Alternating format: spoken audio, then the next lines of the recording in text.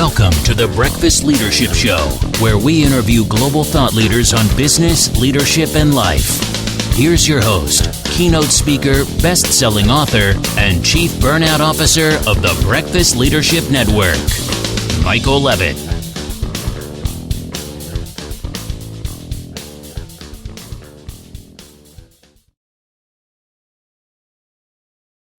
Welcome back. I've got Mark Jagger online. Mark, how are you? I am amazing. Michael, how you doing? I am great. Really looking forward to this conversation. And just to clue people in, Mark and I have been talking for probably 10 minutes before. Probably should hit record, but that's all right. We'll continue the banter in here and you'll get a flair for it. So for those that don't know you, why don't you share a little bit about you and then we'll dive into the conversation.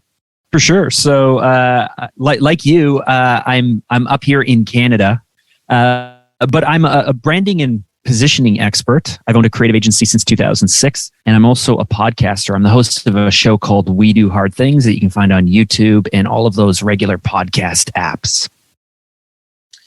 Yeah, I keep seeing, and maybe it's just universal, and maybe it's something that's in my DNA, but doing those hard things make the other things easier. And a lot of times I think people just try the easy route and they make their lives harder. So yeah, definitely, I definitely recommend people, listen and subscribe to your show because, that's the key. It's like, eat the frog first. I mean, there's so many different quotes and sayings and all of that, but there's a reason why. It's because it's true. It's like, do those hard things that you dread and are putting off. And then you realize, majority of the time for me anyway, it wasn't as bad as I thought it was going to be. Unless it's going to the dentist, then it typically is bad. But no, I'm kidding. I'm not gonna lie. I really do not enjoy going to the dentist. But here's the thing: you have to do what you have to do, right? Like you brush your teeth every day. Do you feel like it? I don't know. You shower every day. Do you feel like it? I don't know. At a certain point in my life, I exercise every day because I lost 70 pounds, and I realize now that I've lost all of this weight, I feel so much better. But doing those hard things are not only the things that you have to do, but it's also how you build confidence. It's also where pride comes from.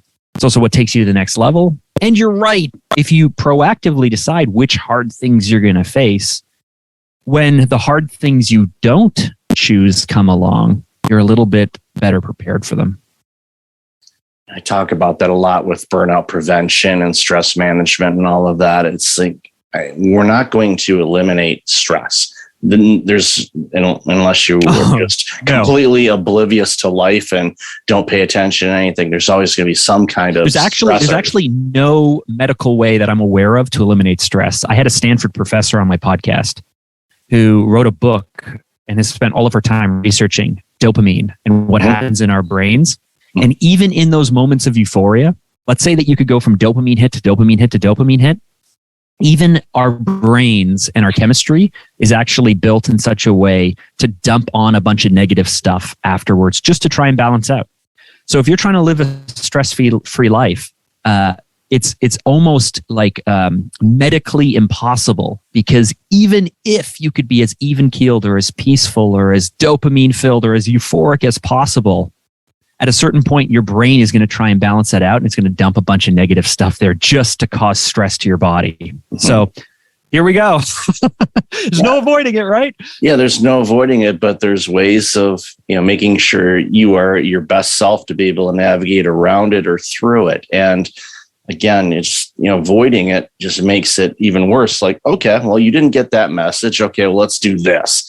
And the amygdala just starts piling on, and you're like, oh, I was having such a good day. Well, you know what?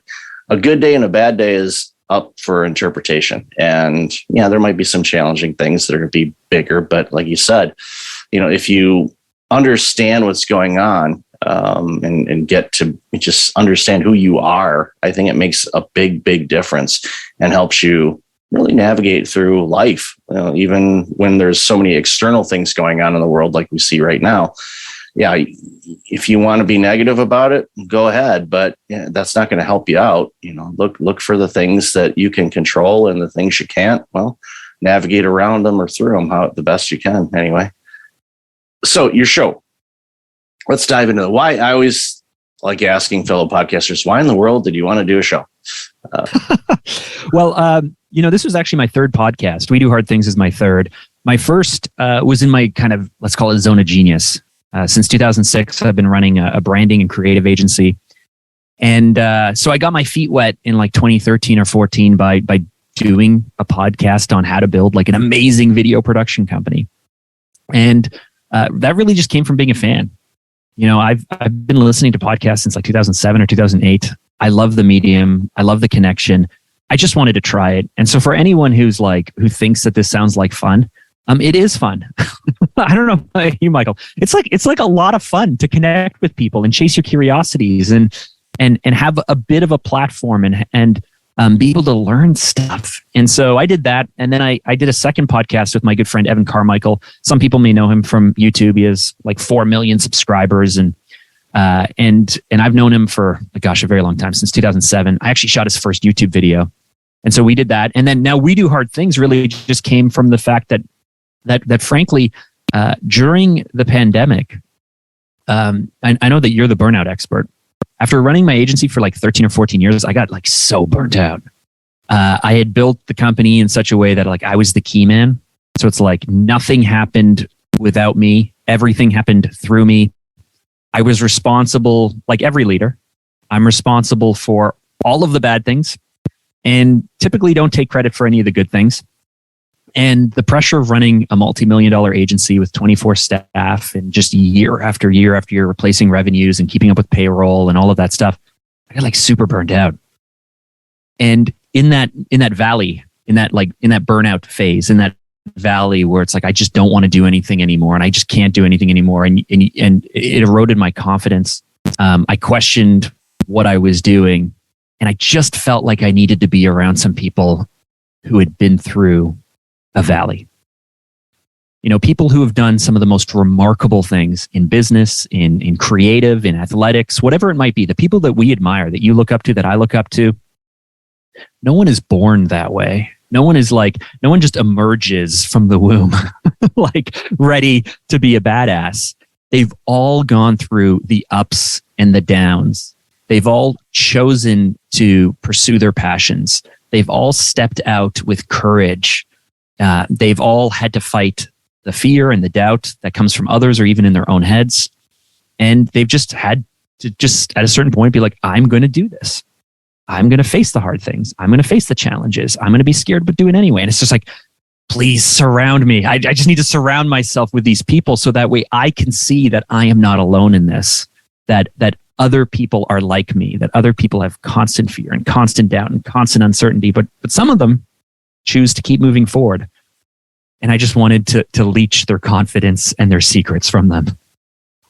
Yeah, and that's a beautiful thing that you discovered, that the people that have done it before you leave clues and typically are really generous with their time and sharing, this is what I've gone through. Yeah, I've had those deep, dark moments, even, multi-million or even approaching billion-dollar status. They've had some struggles and potentially even some struggles in the last year or two. It's not like, once I get this, I will quote unquote make it. Make it is, it's up for interpretation again. But I think for me and everybody else is like, what's your definition of success? What does that look like? Is that where your life is now? If it's not, what do you need to do to get to that point? If you don't know, then you find out from people and mentors and idols. There again, and this is where the podcast really comes into play. Those people are usually pretty generous. Of course, there's going to be the handful of the really, really infamous type of people. It's very difficult to get them on shows, especially if they don't do it. But the ones that do, you can usually reach out to them and find them because they want to talk, because they understand that this way is getting them exposure to a new audience, as well as, and going back to what you said about learning on this podcast. I'm constantly taking notes on the guests that I've interviewed, and because I've had personal growth and just learning something, or somebody said something like, that gives me a great idea.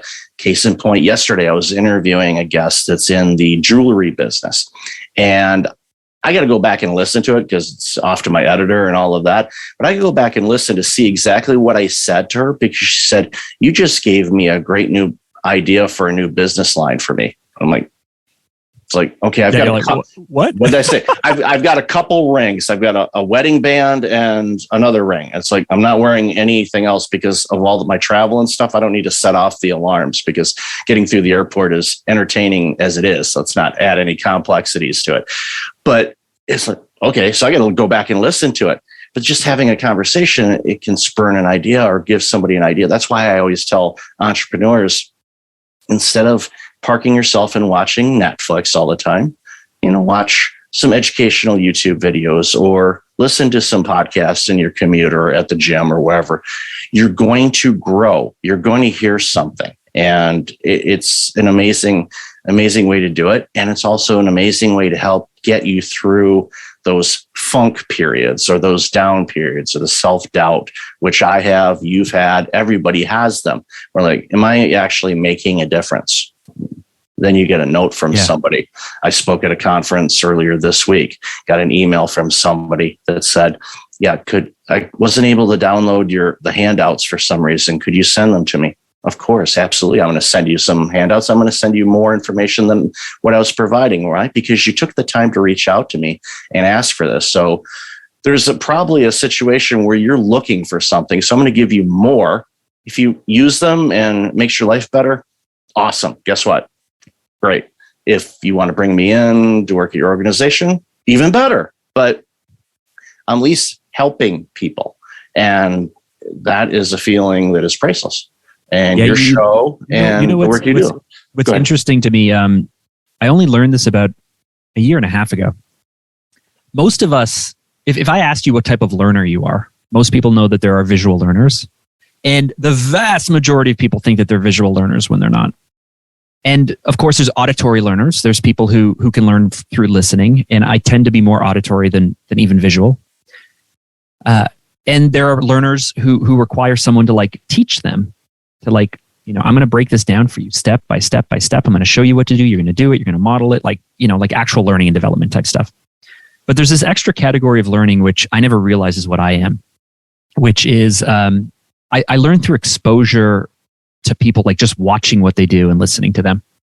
And so, for example, years ago, we got our electrical panel in my house replaced. And I am a pretty darn handy person. Like I do my own renovations. I do my own plumbing. And I'm like, hey, electrician, do you mind if I just stand here and watch you all day? And I just watched him for the day. And I asked him questions.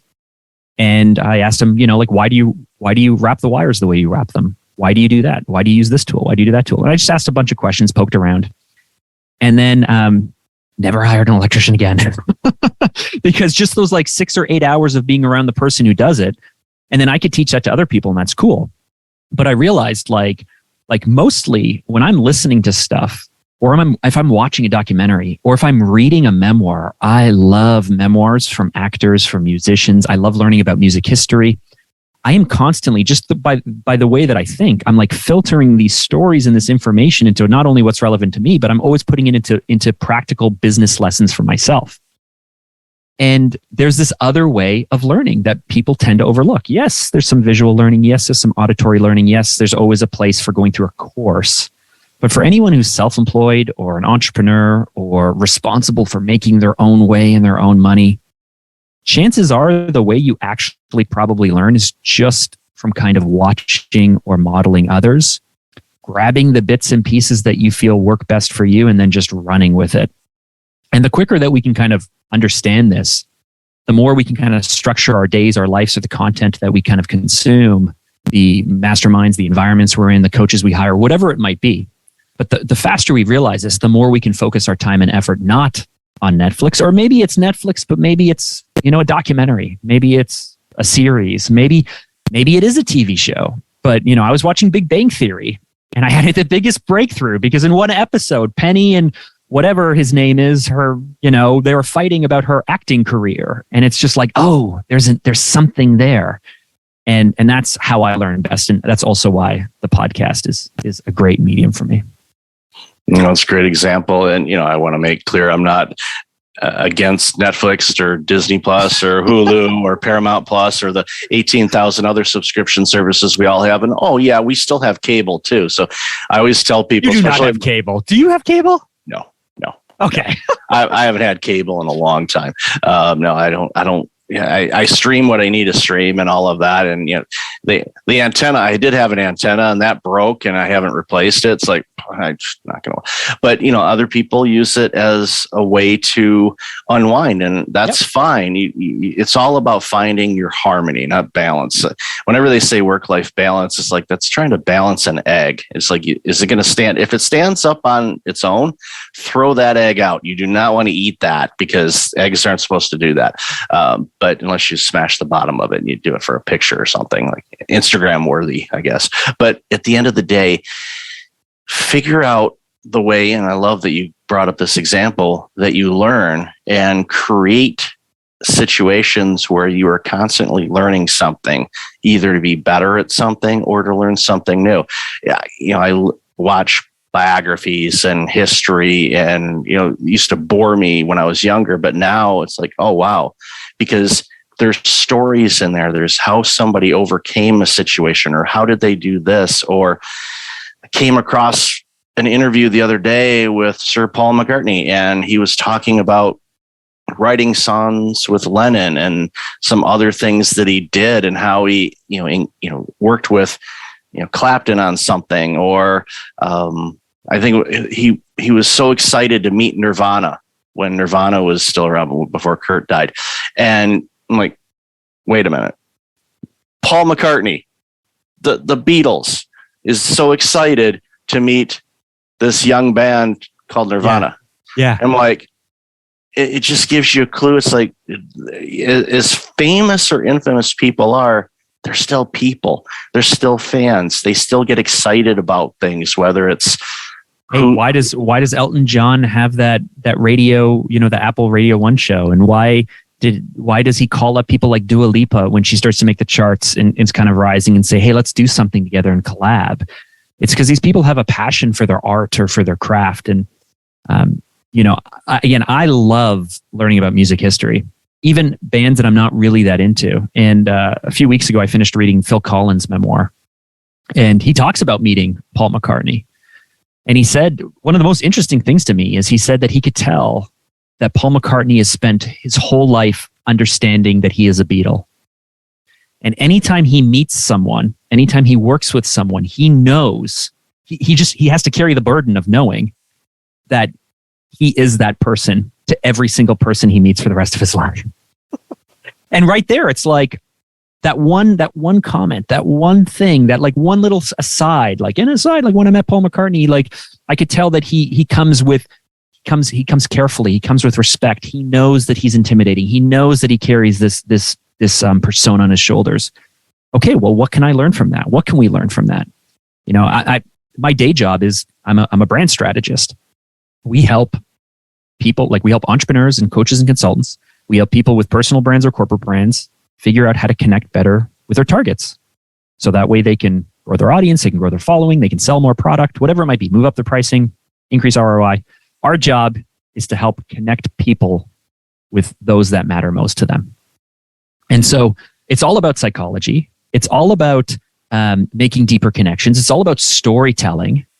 And all of these other people that we can look to, whether the people I have on the podcast or the stories that you read or the stories that I read, we can learn lessons from them because they've all been through this before.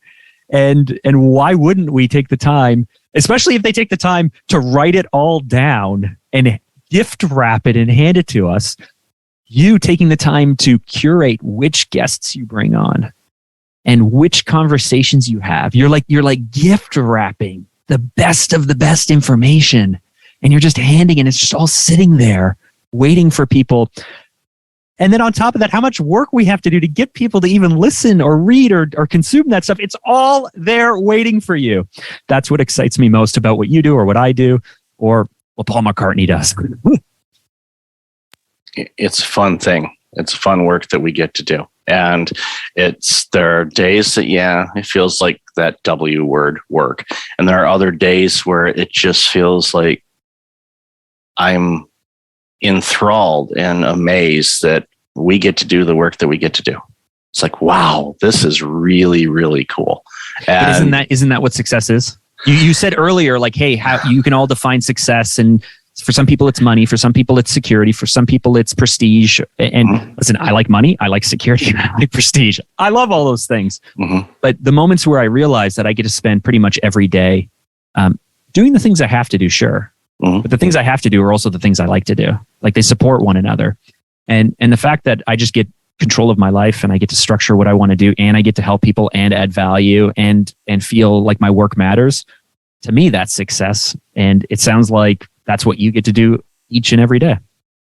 Yeah, my definition is to be able to do what I want, where I want, and when I want. And I'm able to do that. And every morning I wake up and I go, okay, what day is it? Because sometimes I forget. If someone takes my calendar away, I'm dead in the water. I wouldn't know who, what, where, why, or how. But I always joke that if I had a choice between oxygen and my calendar, I would think about it for a second.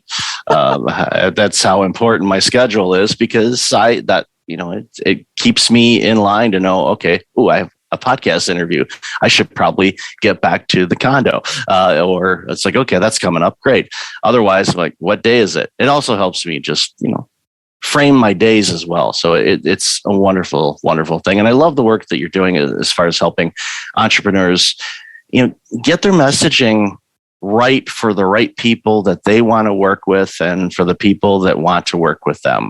That is so critically important. And it's not easy work. It's hard work to kind of figure out, okay, what exactly are you looking for? Because many entrepreneurs, they're focusing on, I need to make money. Okay, great. All right, what do you want to do in order to make that money? What do you want your product or service to do? What are you trying to serve? And asking those deeper questions, it's not something that happens a lot in society these days. It's usually a first question, and then everybody makes their judgment and away they go. And in branding and impact, it's that first impression that makes a big difference. But behind the scenes, there's got to be a whole lot of questions asked to make sure that first impression is what it's supposed to be. And not just the first impression, the second, the third, and all the way through. In my experience, there's this myth that entrepreneurs are these people who are fast talkers, who will say anything, get people to buy into these big visions, make it happen. And maybe at a certain level, like maybe there's this Silicon Valley approach to entrepreneurship, or, like when I started my firm in 2006, I wasn't an entrepreneur. I was a small business owner. And up until, I don't know, maybe when Gary Vee made entrepreneurship like this thing, or even side hustles, like that wasn't a term. I wanted to start a business, and I started a small business, and then I was a small business owner. And suddenly it's like, oh, now I'm an entrepreneur. But in my experience, we are way more badass than we put out there. Everyone's afraid of like over promising and under delivering.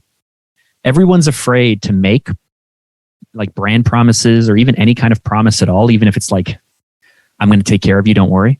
Like that kind of promise. They're afraid to, because they're worried that operations, or that something will go wrong, or that they may not live up to the expectations, or whatever it is. And so at a certain point along the way, it seems to me that people got afraid to make bold claims, big promises, and then work to deliver on those things.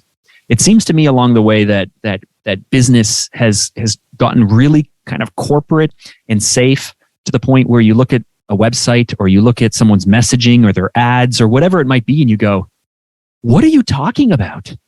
Like what are you talking about? I don't care about that stuff.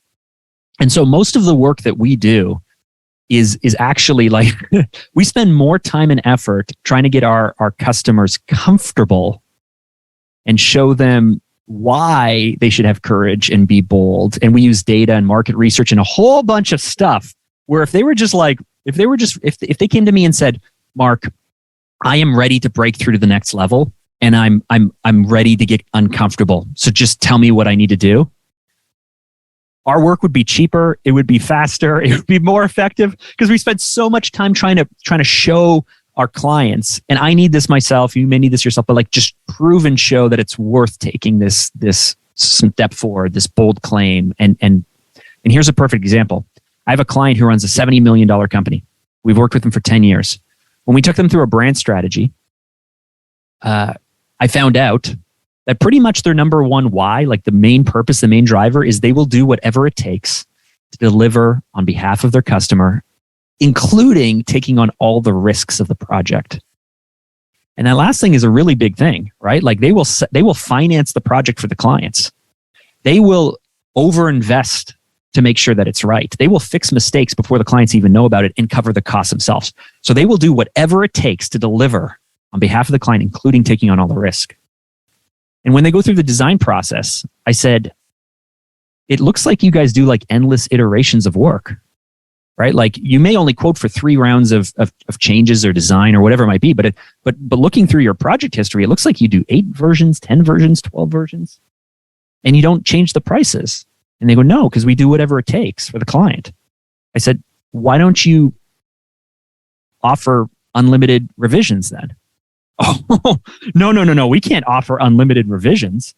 But you already do that. Like you already are so committed to you have so much value and you're so committed to the clients. And when people work with you, you just want to produce the best work.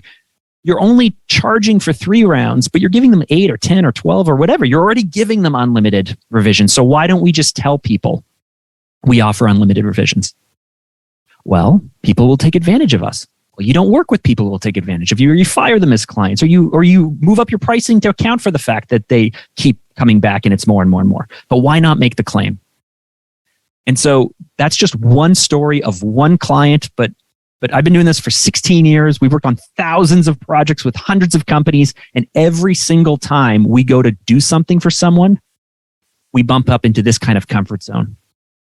And this is where like the education, the learning, the leadership, being surrounded by amazing people, this is where it all helps us to show up as a bigger, better, bolder version of who we need to be. But when it comes to business, when it comes to branding or marketing or advertising, we need to carry that into what we're doing and not be so square, corporate, and bland.